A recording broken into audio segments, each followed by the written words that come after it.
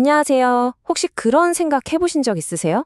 내가 매일 쓰는 아주 평범한 문서 파일 하나가 사실은 내 컴퓨터, 더 나아가서 국가 안보까지 위협하는 숨겨진 무기가 될 수 있다고요? 오늘은 바로 이 한글 HWP 파일의 보안 위협에 대해 속 시원하게 파헤쳐 보겠습니다. 자, 한번 상상해보세요. 여러분이 아무 의심 없이 딱 열어보는 그 문서 파일. 그게 해커 손에만 들어가면 무시무시한 무기로 돌변할 수 있다. 어떠세요? 좀 섬뜩하게 들리시죠? 근데 이게 안타깝게도 그냥 영화 얘기가 아니라 바로 대한민국에서 지금 벌어지고 있는 현실입니다. 아니, 이렇게 익숙한 파일이 도대체 왜 그렇게 위험할 수 있다는 건지 아주 기가 막힌 비유가 하나 있거든요. 그걸로 한번 알아보겠습니다. 만약에 어떤 도둑이 이 나라 모든 집 현관문을 다 열 수 있는 마스터키를 가졌다고 생각해 보세요. 와, 정말 식은 죽 먹겠죠? 바로 이 비유가 한글 파일이 가진 위험성을 아주 정확하게 보여줍니다.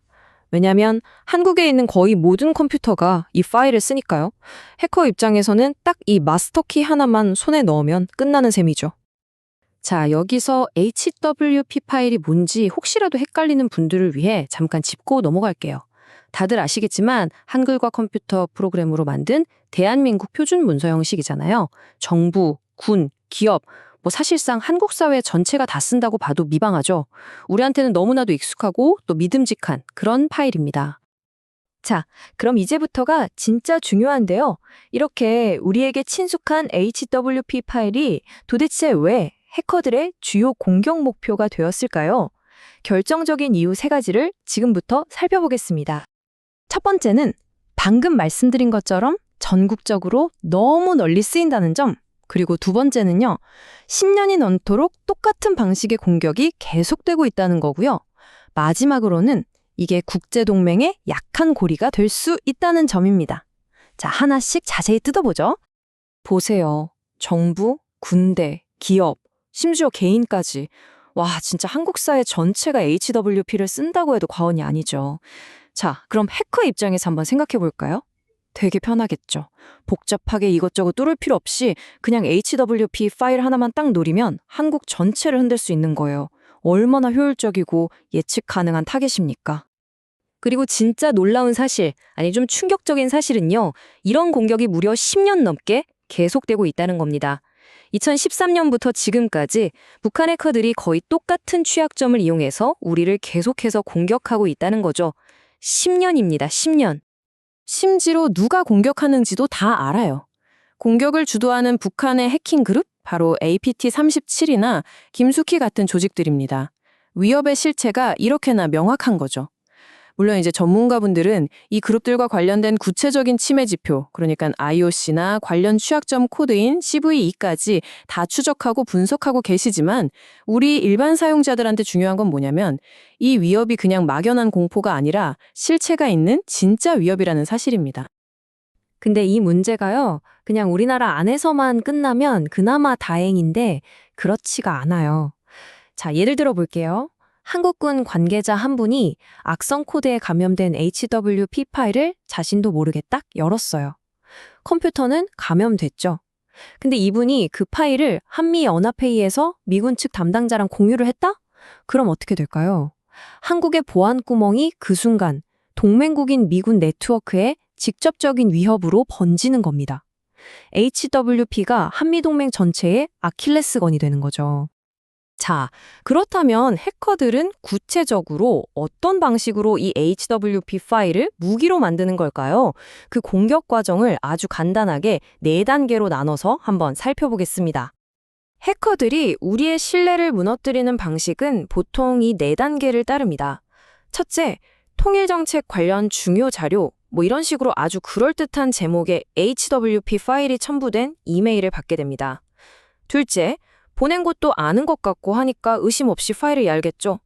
셋째, 바로 그 순간 파일 안에 숨어있던 악성 코드가 사용자 모르게 조용히 실행됩니다.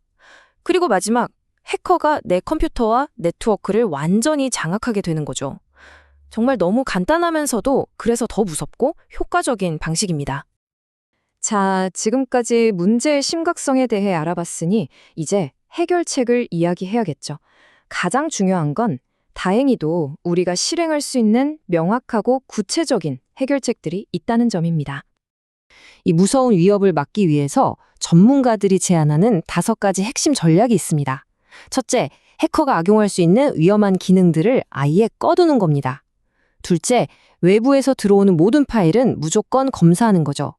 셋째, HWP 파일을 바로 열지 말고 PDF처럼 상대적으로 더 안전한 형식으로 변환해서 여는 습관을 들이는 거고요.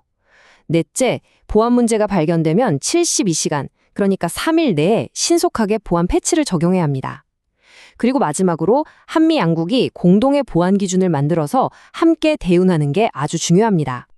근데 말이죠. 그냥 여러분, 소프트웨어 업데이트 꼭 하세요. 이렇게 말하는 것만으로는 부족하다는 겁니다. 여기 이 문구가 딱 지적하고 있잖아요. 우리에게는 훨씬 더 근본적인 변화가 필요하다는 거. 비유하자면 그냥 현관문 자물쇠 한두 개 바꾸는 수준이 아니라 아예 모든 집의 보안 시스템 자체를 새로 설치하는 것과 같은 그런 차원의 접근이 필요하다는 얘기입니다.